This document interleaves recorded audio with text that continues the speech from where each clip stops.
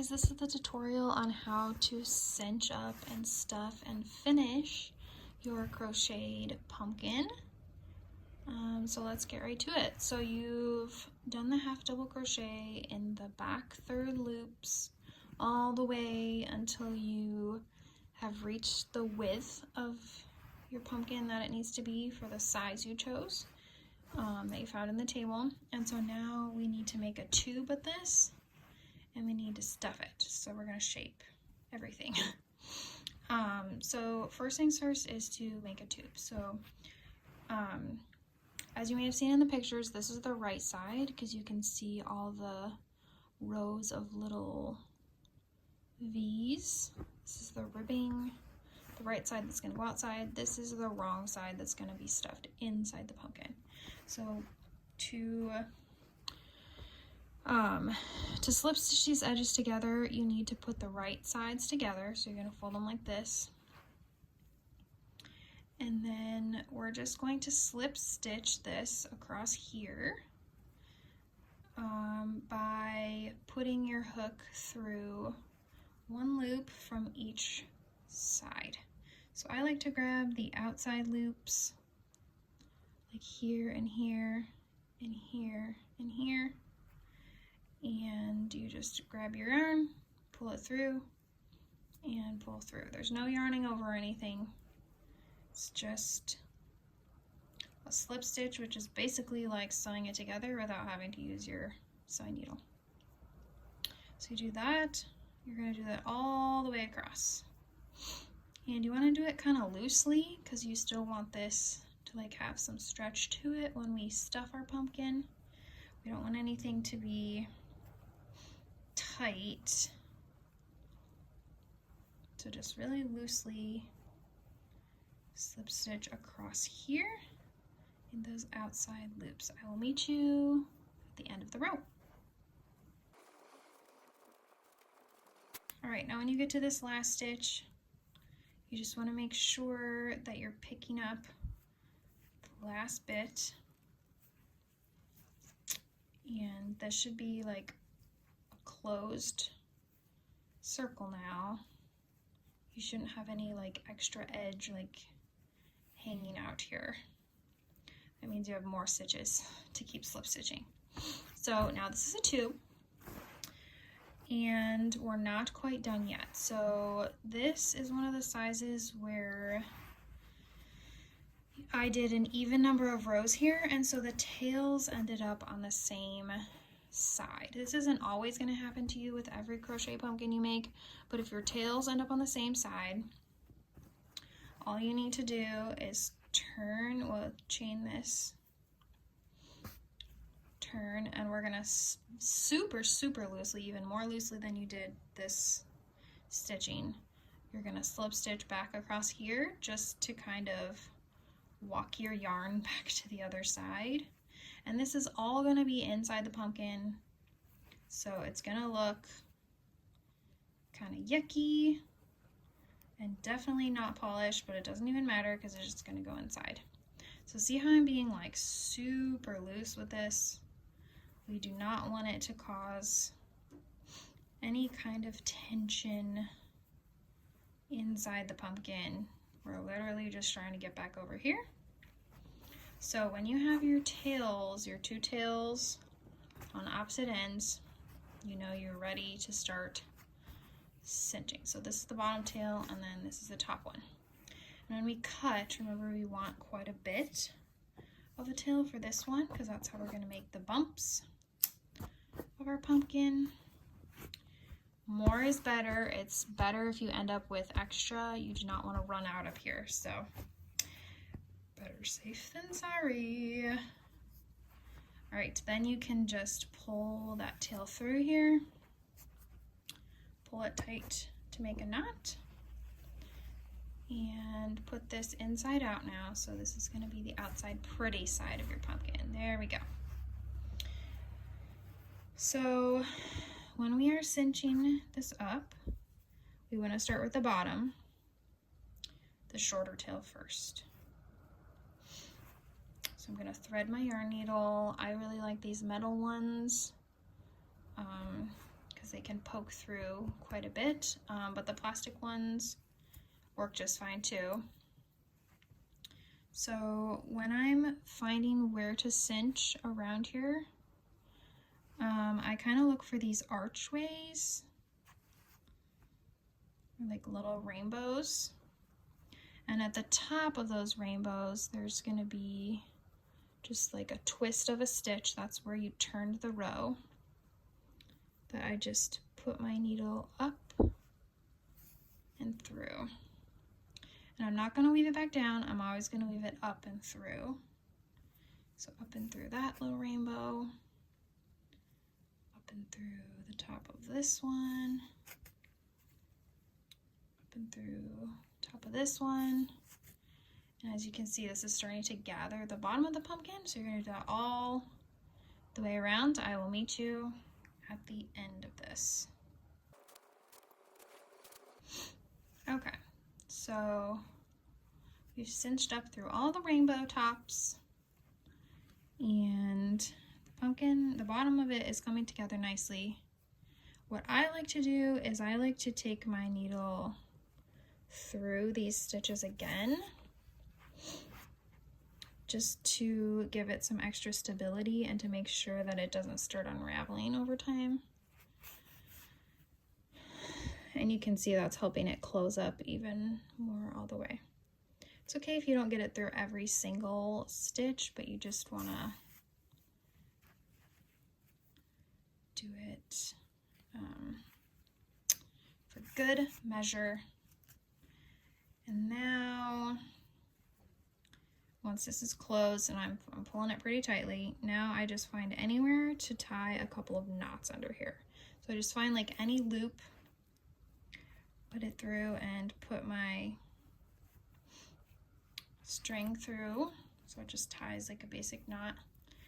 And I like to tie like 2 or 3 kind of on like different loops. This is going to be the bottom of your pumpkin, so no one is going to notice that there's a bunch of knots down here. Pull it really tight. Cinching a pumpkin is kind of a wrist workout, believe it or not, especially if you're doing like 20 or 30 at a time, if you're market prepping them. Okay, so we have all these knots, and now we're just gonna hide this end. So we're gonna just pop it through anywhere under here, pull it up,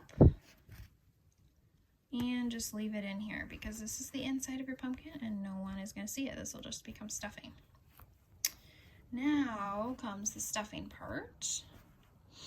And for stuffing, I like to use yarn scraps. I just kind of have a shoebox. It's getting kind of empty these days. A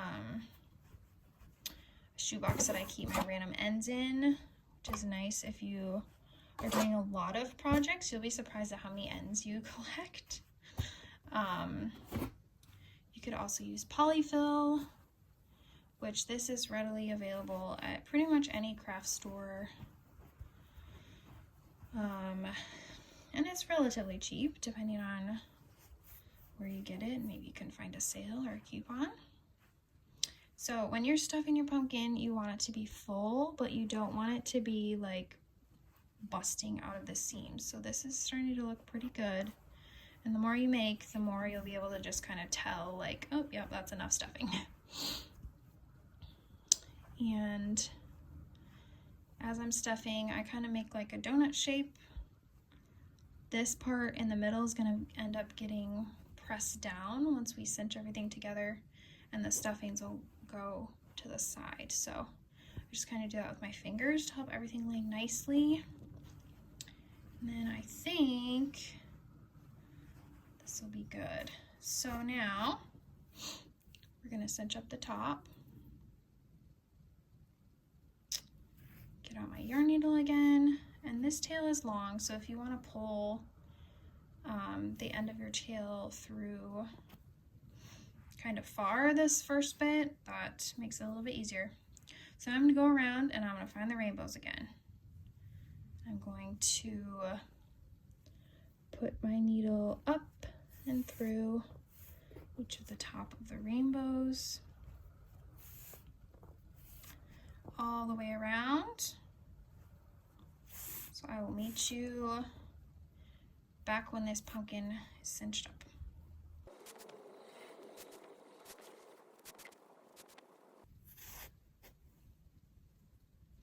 All right, so we're back to the beginning, and you can kind of pull it, start pulling it closed. But this is going to be the top where the stem's going to go. So we want to make sure to leave a hole. We do not want it to be closed all the way. So your cinnamon stick is going to be about 1 centimeter wide, or how I like to do it is I just see if my index finger can just slide through there, then that's a good size. So once we get the size hole that we want, we're going to do the same thing where we weave it back through these stitches again to just create a really solid closure that's not going to go anywhere. I like to keep my finger in there so that it's not, doesn't get closed accidentally. You just weave your needle through these top stitches again, and that'll make that opening a lot more stable and less likely to like pop open after a year or two of using your pumpkins, because that would just be devastating. Okay. Looks good. Still have my centimeter hole that I can poke my fingernail into. And now you see that's not going anywhere. It's not loosening. It's just kind of staying. So now it's time to make the bumps in our pumpkin, which is super fun. A little confusing if you just read the word directions though, so hence why I'm making this video.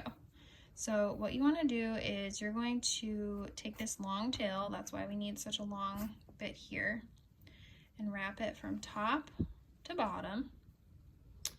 And we're going to be poking the needle through the bottom center and bringing it back through the middle. I kind of just feel my finger, there it is. Now I pull it, and I'm gonna see where this string ends up. I want it to be between two of these ribbing rows, because that's how it's gonna lay nicely. If it's like on top of one of these rows, then it does not end up looking very pretty.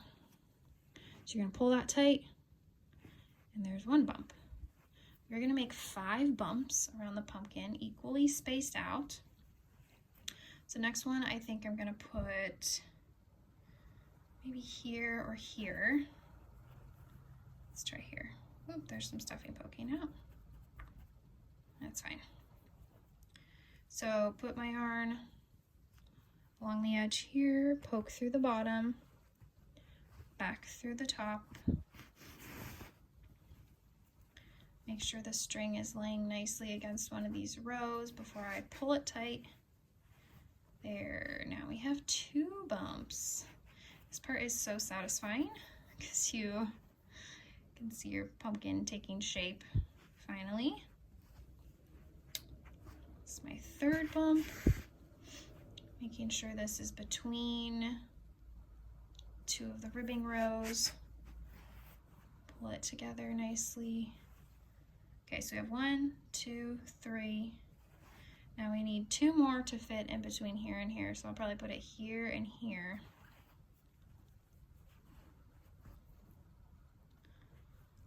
Five bumps. Kind of makes everything look nice and symmetrical. You could do 4 bumps, but that ends up looking a little bit unnatural to me. I mean, in the end, you really can do as many bumps as you want. You could do 17 bumps for all I care. 5 is usually what I go for though. 5 bumps. All right, so pull that nice and tight. What we want to do now is kind of trap this end so that it can't go anywhere. So it came up, can you see that? Came up kind of over here. So I'm gonna put it down through the edge of on this side So that will kind of weave in that end and make sure that it can't go anywhere. So I'm on the bottom, pulling tight. As you see on the top, that's literally not going anywhere. So the tail's on the bottom, and here we need to tie 2 or 3 real good knots again. So just loop your needle through like any loop that you can find close to the middle of your pumpkin, and put your needle through that. Pull. Do that 2 or 3 times. Pulling nice and tightly because you really don't want anything to start coming undone. Okay, that was 3. You could do more if you want, but 3 seems to be a good number for what you need to do. And then this end is what we have left. So we don't want to cut it right here because then this is gonna, all those knots are gonna come undone pretty quickly. But if we just pass it through one last time back to the top and cut it close there, then the end is stuck inside with the stuffing. The bottom, this is the top, and the centimeter hole is still there for, I like to use cinnamon sticks, or you could use a thicker twig that you find outside, or some people like to use like wine corks or anything really that's about this size. But now your crochet pumpkin is finished. I hope you enjoyed it.